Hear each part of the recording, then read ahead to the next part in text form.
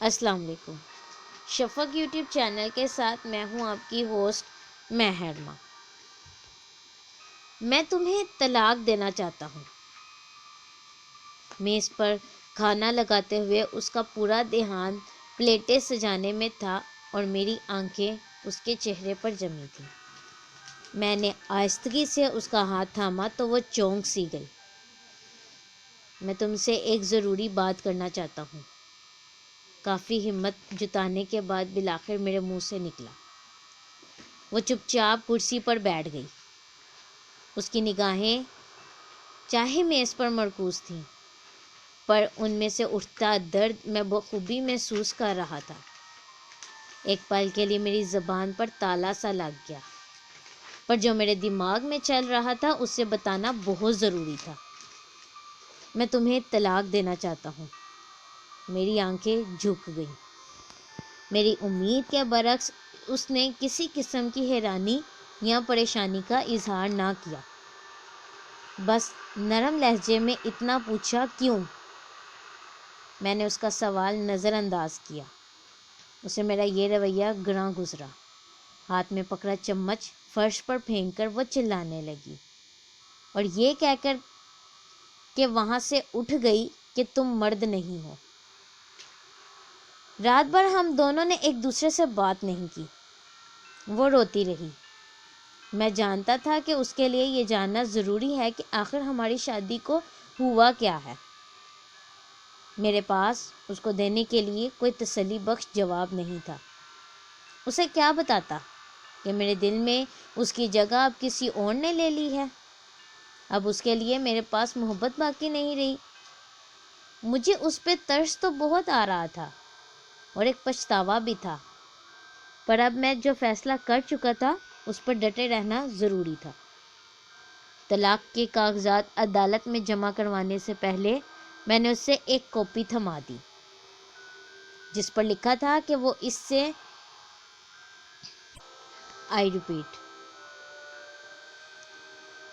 طلاق کے کاغذات عدالت میں جمع کرانے سے پہلے میں نے اس کی ایک کاپی اسے تھمائی، جس پر لکھا تھا کہ وہ طلاق کے بعد گھر، گاڑی اور میرے ذاتی کاروبار کی 30% کی مالکن بن سکتی ہے۔ اس نے ایک نظر کاغذات پر دوڑائی اور اگلے ہی لمحے اس کے ٹکڑے ٹکڑے کر کے زمین پر پھینک دیے۔ جس عورت کے ساتھ میں نے اپنی زندگی کے 10 سال بتائے تھے، وہ ایک پل میں اجنبی ہو گئی۔ مجھے افسوس تھا کہ اس نے اپنے انمول جذبات اور قیمتی لمحے مجھ پر ضائع کیے، پر میں بھی کیا کرتا۔ میرے دل میں کوئی اور اس حد تک گھر کر چکا تھا کہ اسے کھونے کا تصور ہی میرے لیے ناممکن تھا۔ بالآخر وہ ٹوٹ کے بکھری اور میرے سامنے ریزہ ریزہ ہو گئی۔ اس کی آنکھوں میں آنسوؤں کا سمندر امڈ آیا تھا۔ شاید یہی وہ چیز تھی جو اس طلاق کے بعد میں دیکھنا چاہتا تھا۔ اگلے روز پورا دن اپنی نئی محبت کے ساتھ بتا کر جب میں تھکا ہارا گھر پہنچا تو وہ میز پر کاغذ پھیلائے کچھ لکھنے میں مصروف تھی۔ میں نے اس پر کوئی دھیان نہ دیا اور جاتے ہی بستر پر سو گیا۔ دیر رات جب میری آنکھ کھلی تو وہ تب بھی کچھ لکھ رہی تھی۔ اب بھی میں نے اس سے کوئی سوال نہیں کیا۔ صبح جب میں اٹھا تو اس نے طلاق کی کچھ شرائط میرے سامنے رکھ دی۔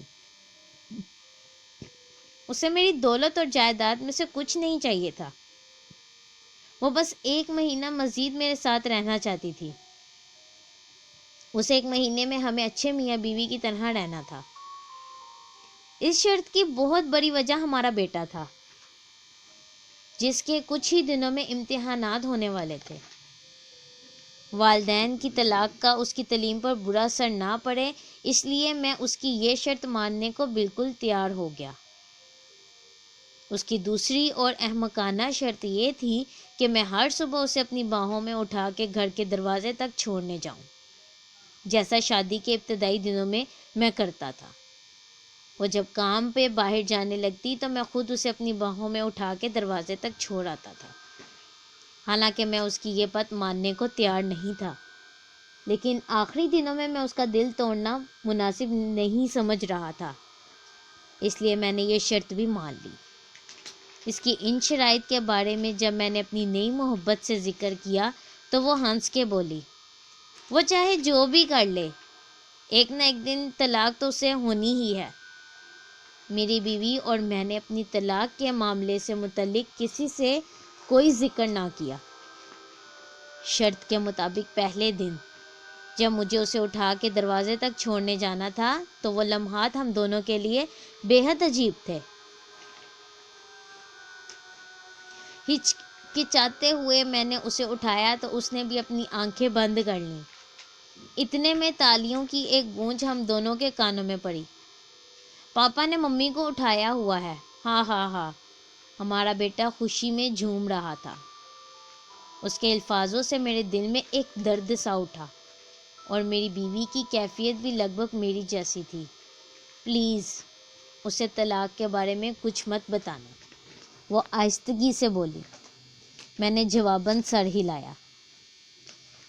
اسے دروازے تک چھوڑ کے آنے کے بعد میں اپنے آفس کی طرف نکل پڑا اور وہ بس سٹاپ کی طرف چل دی۔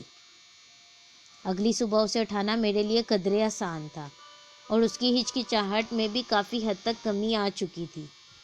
اس نے اپنا سر میری چھاتی سے لگایا۔ ایک عرصے بعد اس کے جسم کی خوشبو میرے حواس سے ٹکرائی۔ میں بغور اس کا جائزہ لینے لگا۔ چہرے کی گہری جھریاں اور سر کے بالوں میں اتری چاندنی اس بات کی گواہ تھیں کہ اس نے اس شادی میں بہت کچھ کھویا ہے۔ 4 دن مزید گزرے۔ جب میں نے اسے باہوں میں بھر کے سینے سے لگایا تو ہمارے بیچ کی وہ قربت جو کہیں کھو سی گئی تھی واپس لوٹنے لگی۔ پھر ہر گزرتے دن کے ساتھ قربت کے وہ جذبات بڑھتے گئے۔ لمحے دنوں کو پر لگا کے اڑا لے گئے اور مہینہ پورا ہو گیا۔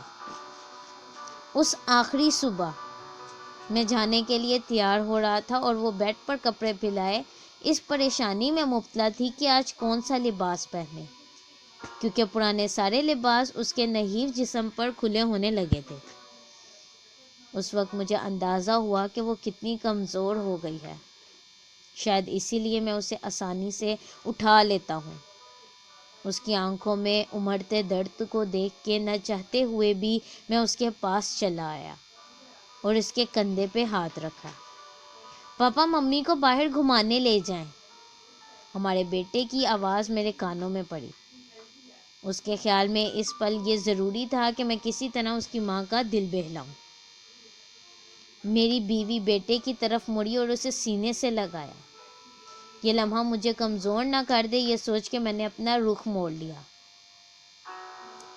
آخری بار میں نے اسے اپنی باہوں میں اٹھایا۔ اس نے بھی اپنے بازو میری گردن کے گرد حائل کر دی۔ میں نے اسے مضبوطی سے تھام لیا۔